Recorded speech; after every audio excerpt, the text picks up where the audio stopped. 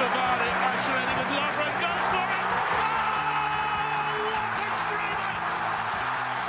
What a goal that is! Running at City, Eriksen's in here. Oh, brilliant finish!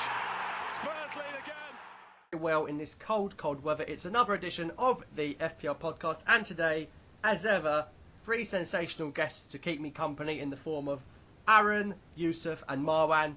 Good evening, guys. Then. Hello. Evening. So, of course, lots to discuss in spite of it being an international break. Gonna throw this one out to you first. Many people view international breaks as an opportunity to use their wild card. So let's start with you, Aaron. Have you saved your wild card for this moment, or have you already used yours? I've already used mine. I used mine around the January time. I used my first wild card pretty soon on, and I needed to shake things up and get my team ready, so I haven't got mine. But simply, I would say that in an international break, you shouldn't use your wild card. The reason for this is that it's from the player perspective, talking about the players who've got to travel back to their international countries all over the Southern Hemisphere. We're talking jet lag, we're talking spending time with your family, resting as well. It's not going to be the intensity, the training, and their mind's not going to be on the game. And to me, fantasy football is about form. And I think that form you can lose that form in international breaks. And when it comes back to the next BPL fixture, the players are going to be in a very different mindset. So I think, it's a bad decision. For an example, even we're talking about wildcards here, but say if I was to bring in a transfers instead, like there was 21,285 people who had transferred in Butland already this game week prior to the game against Germany the other night. So it's a huge mistake, and now they're left with this transfer that's now injured for the rest of the season. So simply for me, I'm going to say no. Yusuf, are you the same, or are you going to save your wild card for later on?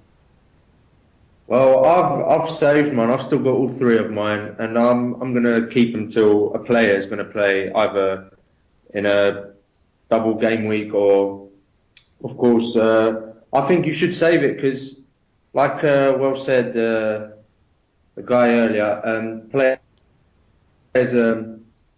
they can get injured or anything can happen to them, and if you use your wild card, you might end up getting minus or 0 points. So you might as well save it when it's the right moment. What about you, Marwan? Do you agree with any of these two?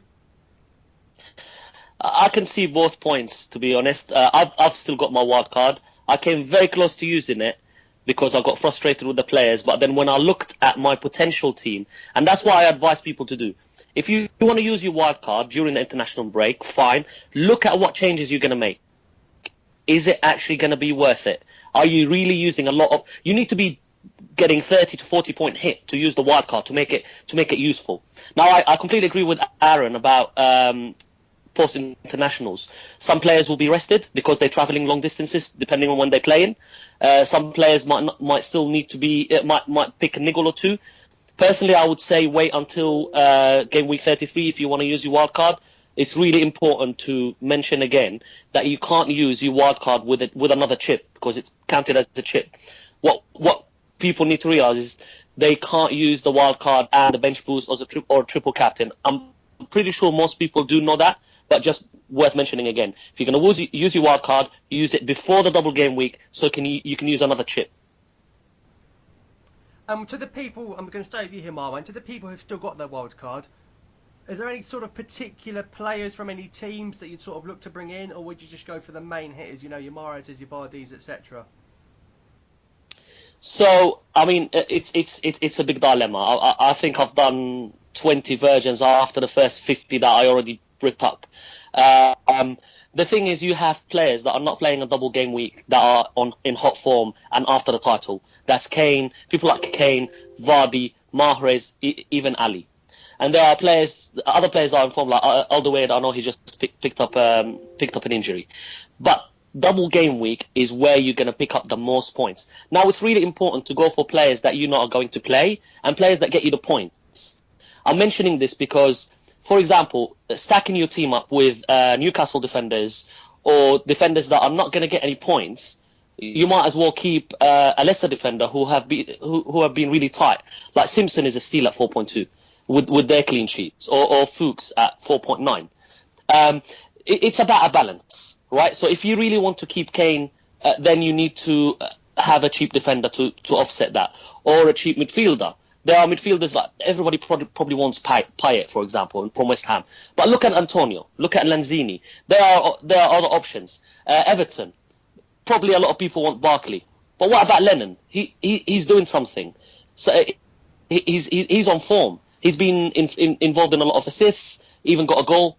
There are players also that you definitely want in your team, like probably Lukaku. Again, away from home, Everton have been hot, and they are playing teams that are not on form. Other players that I can think now, the biggest dilemma, and we'll probably cover it, so I won't talk much about it, is Aguero. He's not on form, but he's playing double game week, and that's the same with all the City players. Is their mind really on Europe more than the league now? It's a big dilemma for me. It's a very interesting point, and we will come on to Sergio Aguero a little bit later on the podcast, so stay tuned for that one. Now, for the next question, I'm going to come to you, Yusuf, here. It's a question. It is the international break. Obviously, everyone's countries are playing, etc., etc. Very patriotic time in the football calendar. When you have a fantasy football dilemma, do you go with your head or do you go with your heart? So tell us about where you're from and whether or not you're more inclined to pick a player from maybe a country or a team that you support, or do you play it by just the best footballing teams? Well, my origin is Spanish Algerian, and I was born in England, so I've got all three nations in me really. And usually, at the start of the season, I went with my heart. I went with Mahrez. No one really knew about him, but I went with him, and I've had him since game week 1. And look at him, just amazing. But obviously for England, it depends, because at the start of the season, obviously you'd love to have like Welbeck, Sturridge, but they're not consistent. They get injured. You know they'll pick up the points, but only for 2 game weeks.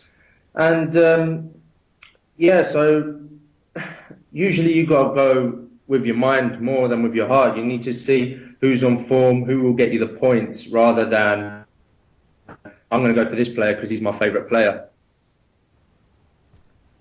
Aaron, do you have a similar train of thought?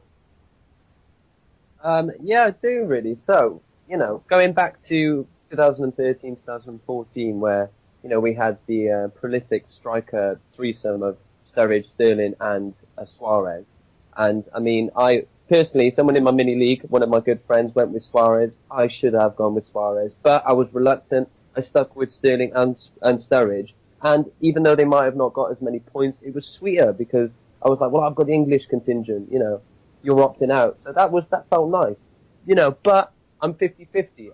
I'm Welsh and I'm English. So born in Wales, grew up in Wales. And, interestingly enough, it's about 3-4 months ago now. Someone asked me a similar question, do you go for, are you patriotic in your choice in fantasy football? And I was like, I dismissed it. I was like, no, what are you talking about? But then I looked at my fantasy football team. I had Hennessy, Williams, Ben Davis, and Aaron Ramsey. And I was thinking to myself, you know what, I didn't even think about this. So, I think with your heart, choosing with your heart and being patriotic can be a bit of a subliminal thing as well. And, if Gareth Bale was here, I'd always choose him. I think everybody else would. So I think it's a mix of both. But when it comes down to it, it doesn't really cross your mind. You go with the player who you think is going to get the most points and is forecasted to get the most points down the line.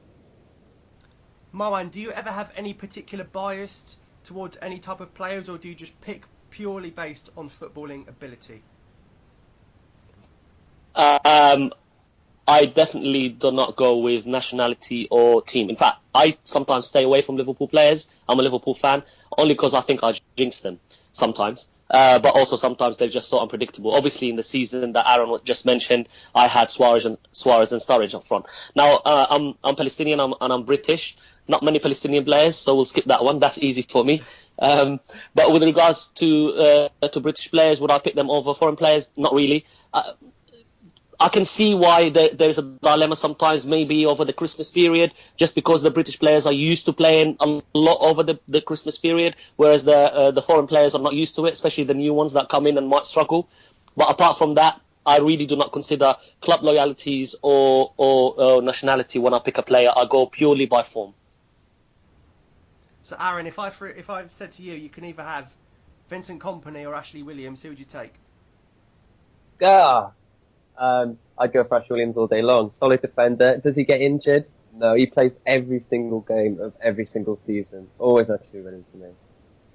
But you mentioned your Welsh links there. Can you tell us a little bit about how Swansea are getting on under the new manager and whether any players over there should be on our shortlists?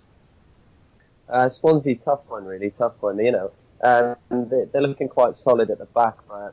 If you're looking at someone, and we've seen it in the past few weeks, Sigurdsson, and unfortunately, I was the person who thought everybody's going for Sigurdsson. I'll go for Andrieu, who normally plays in a 4-3-3. He normally plays in the 3 up top, either on the right, maybe playing up front sometimes.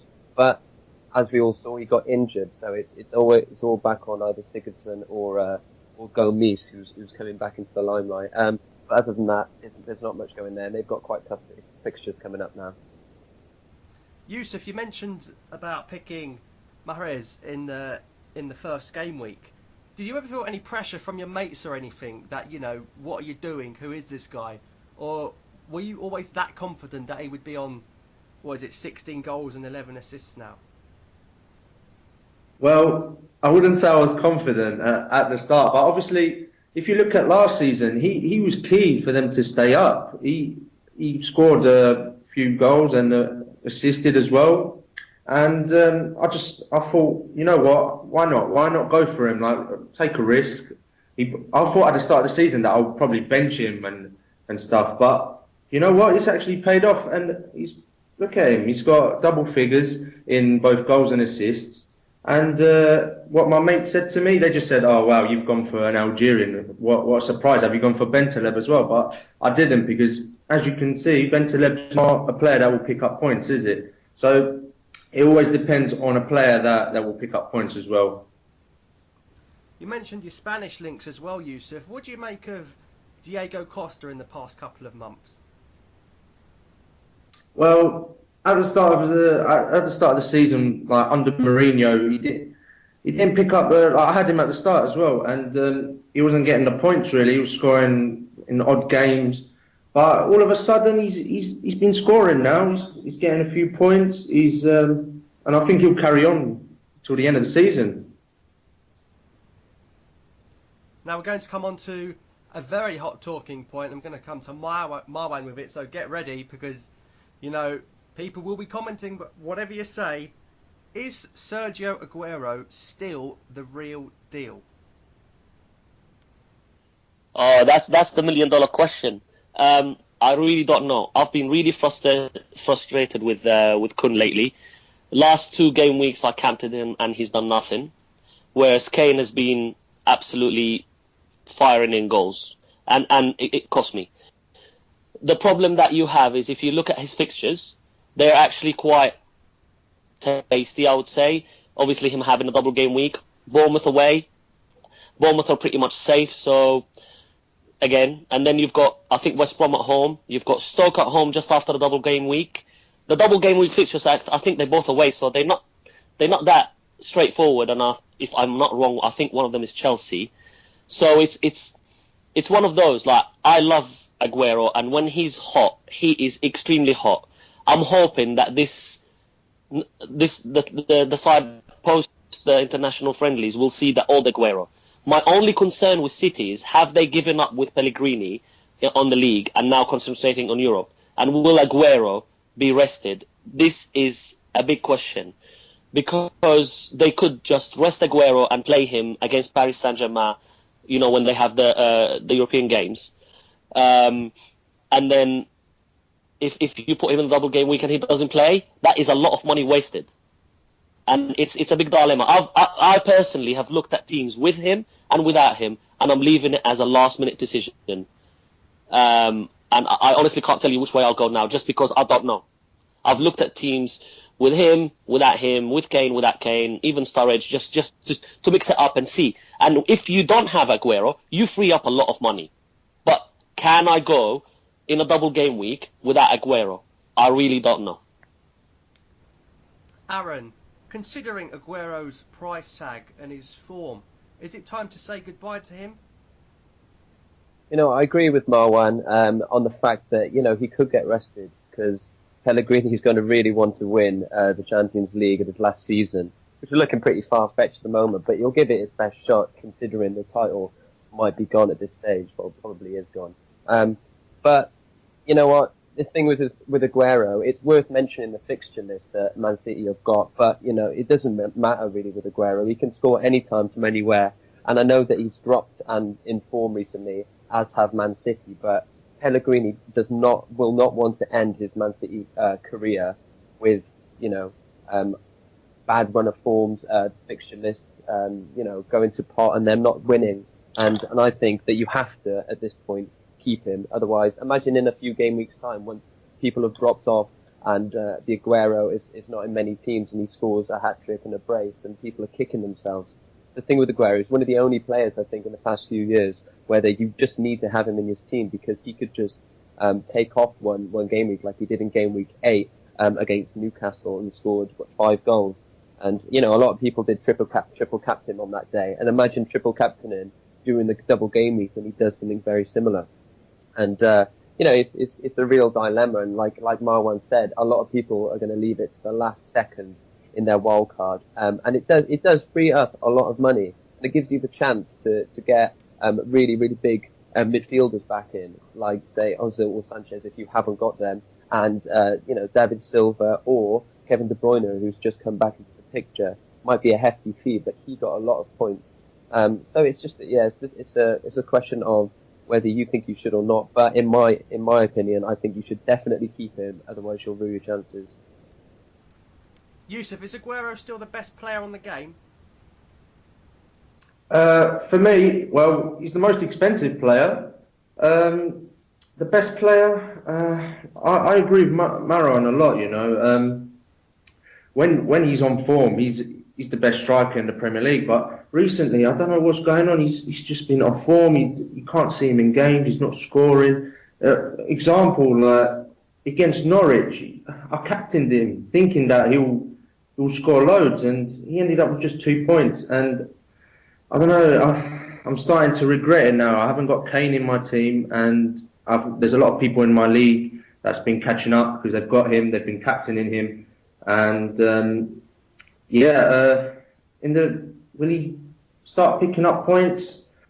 I'm not sure. We'll see. He's got some easy games, you would say, but it looks like City, it's over for them, the title race, and they'll probably concentrate in Europe from now on. And yeah.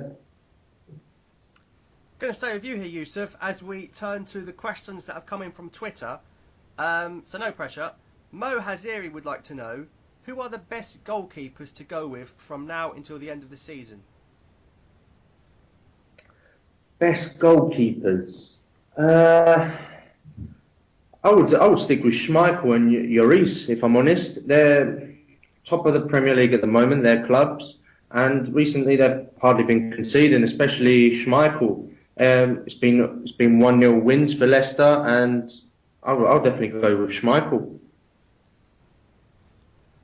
Marwan, FPL Junior would like to know, Ozil or Sanchez?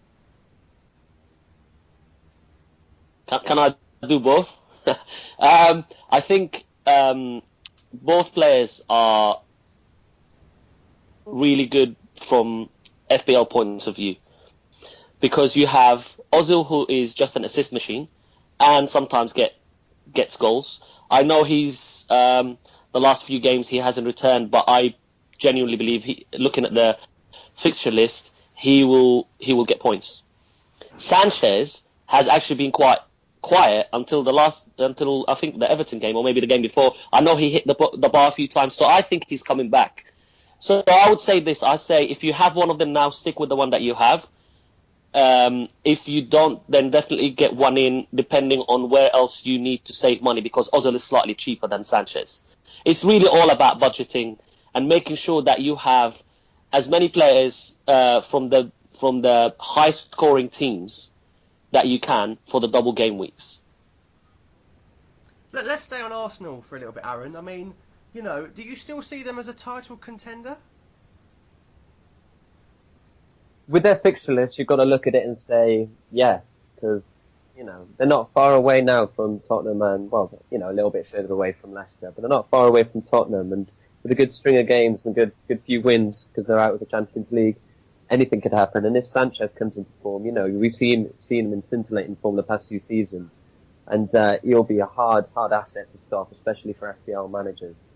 But the injury list goes on, so it's going to be difficult. The midfield still is consisting of, it's got a number of people out, and Coquelin's come back to fitness, Walcott's there, and they started Iwobi, who he played well. He scored against Everton, and at 4.5 million could be something that people could consider for the next few weeks. I know I have considered him, because I haven't got Ozil or Sanchez. Sold Ozil a few weeks back.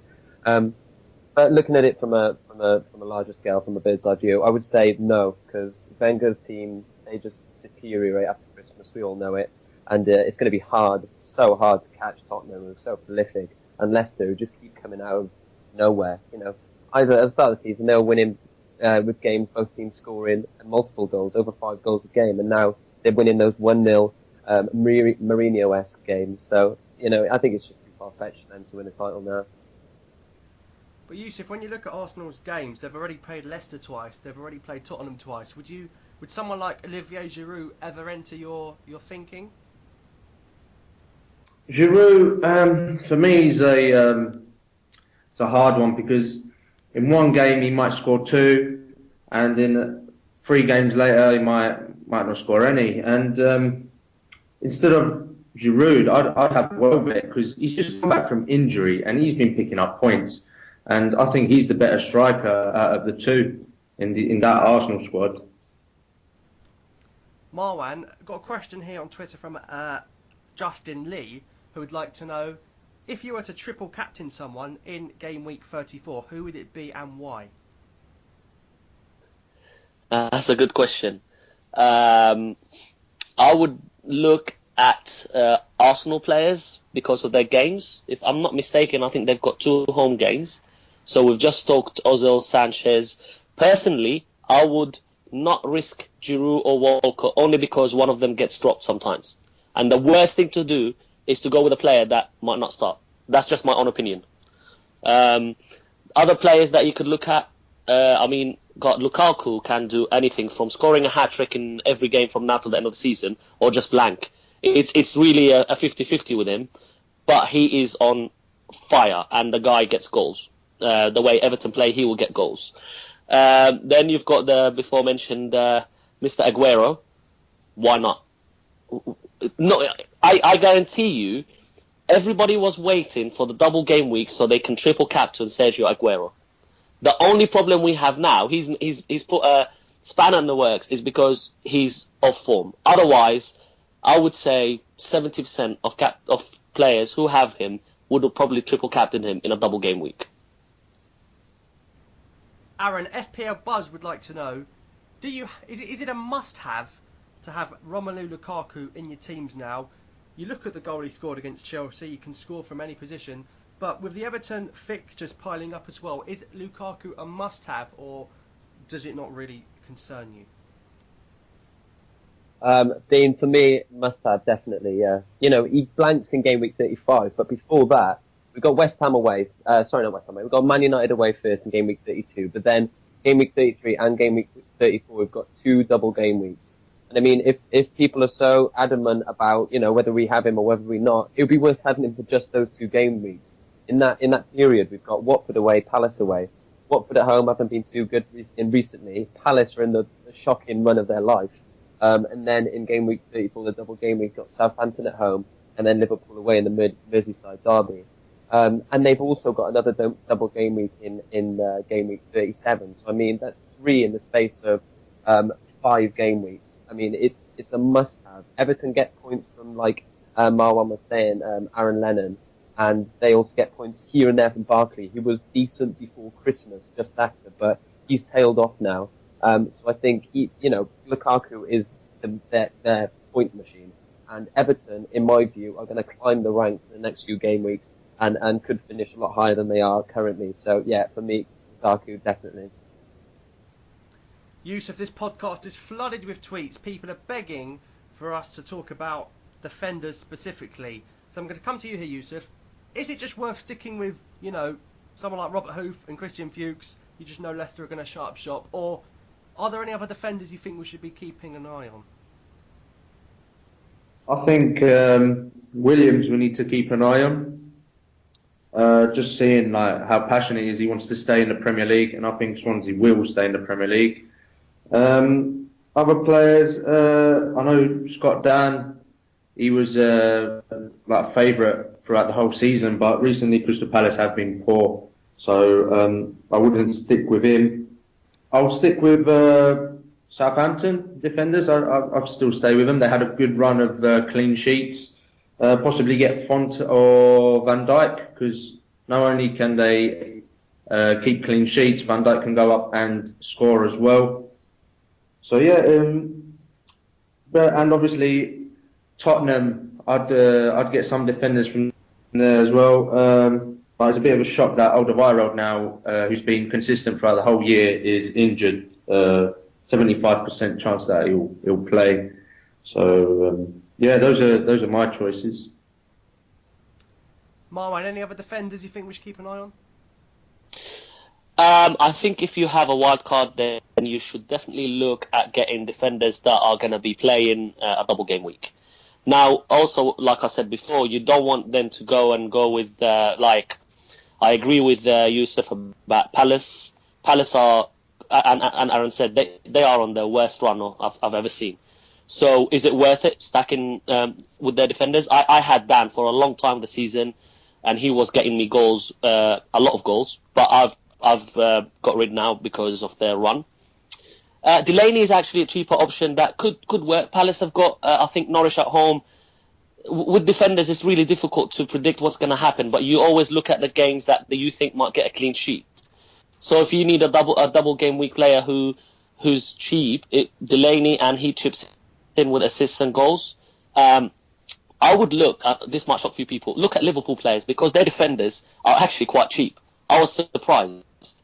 I think Mignolet, who's not a defender, but 4.9. Sarko's 4.7. Moreno's not much less than that. Now, with him being injured and Flanagan back, again, it's a risk. But Sarko I see playing from now till the end of the season. Lovren is not much more. So look at those players. You've got City are playing, again, a double game week, but they are quite expensive. United, actually, a team that the way Van Gaal plays, don't concede a lot. And again, they're playing a double game week, and then they have another double game week in 37, but they blank in the middle. So you have to be careful having too many players. But with De Gea in goal, who's a keeper that I would definitely consider, by the way, you can guarantee, again, with the teams they play in, potentially some clean sheets there. Now, a lot of their defenders are injured, and I don't, apart from Smalling, I don't know who is a regular. Rojo comes in and out. Darmian the same. Some of these young players that have been playing, again, we need to watch for the next week or two to see if they're going to be playing or not.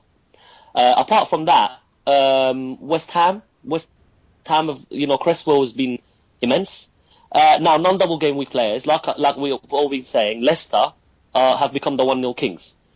If you have a Leicester defender, and you don't want to get a cheap one, what we call the pound defenders, the budget defenders that are not going to get you anything, I would stick. It's not necessary to really have 15 players, especially if you're bench boosting, but that 4 will get you no points. Well, you might as well just stick with some players that will return. So that's my advice. Really interesting stuff, boys. Going to end with our Game Week 32 captaincy choices. Bit of an interesting one, always on the back of an international break. It's always a bit topsy-turvy, fitness levels aren't quite there. You don't know how the players are going to come back to their teammates. I'm going to kick it off. Game Week 32, I'm really fancying Jermaine Defoe, purely because I can't, West Brom were awful against Norwich. I just think Sunderland, Big Sam is going to target that as a game that he's going to win. It doesn't matter how many goals he lets in, because he said himself they have to score 2 to win a game. I think Jermaine Defoe is going to be a right poacher in that one. We'll start with you, Aaron. Who's going to be your Game Week 32 captain and why? I tell you what, Defoe could be a seriously good option, especially, even as a cheap striker as 5.1 mil, yeah. And he normally, you could get that one goal cameo that Sunderland often win by, that one goal against the West Brom team who are lacking in confidence now. I think it'd be a good shout. Get all the bonus points that you're looking at, 18 points there as captaincy. For me though, it's really difficult to look past Aguero. Even though he's blanked a few game weeks, it's still difficult for me. Obviously looking at Kane, he's come, last game week scored 2, got an assist, and he's just played against Germany. It might have been a friendly, but he looked, that Cruyff turn was just unbelievable. He looks in the form of his life at the moment. So it's going to be a toss up between them two, but I always go with my heart. I hate it so much, but it's got to be Aguero. Yusuf? Yeah, I agree with Aaron. I think it's got to be Aguero.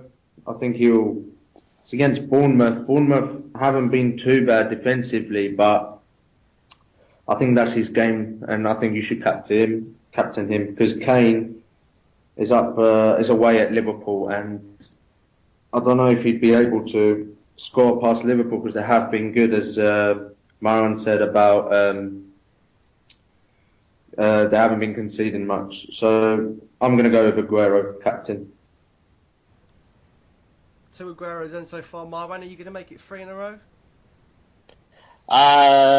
Probably not. What I would say is when I come to choose a captain, I look at the games. There's 3 games that interest me that week. You've got Arsenal playing at home against Watford. I can see goals in that game. Leicester, Southampton. Leicester's at home and going for it. So you got Mahrez, Vardy, your usual stuff. And then Liverpool at home. That could be an interesting one. You never rule out Aguero, but for me, the way City have been playing, I'm not really sure. But there's one game that nobody's mentioned, the team nobody's mentioned so far, which is always captain anybody playing Villa, right? Like Villa have been awful, and Chelsea have also been awful. So there's a differential. If you can pick a Chelsea player that you think will do well, I mean, I can see Chelsea hammering Villa the weekend. And all respect to Villa fans, but I'm sure they are also realistic that their team has just been awful. I made a mistake. I didn't captain Kane against Villa. So at the moment, I don't have any Chelsea players. But if I did, I would definitely consider a Chelsea player against Villa. Well, it's nice for all the Aston Villa supporters to switch off now. But Marwan is being realistic. Right, boys. Thank you very much for joining us today. Be sure to follow everyone on Twitter. Links will be in the description below. Guys, thanks for coming on. I hope you enjoyed it. Yeah, very much so. Thank you very much. Thank you. Yeah, cheers, guys. Awesome. All the best. So that's been it for the FPL Updates podcast this week. Be sure to share it. Tell everyone about it. Some great input this week, I have to say. Be sure to share it as much as you can, and we'll see you next week.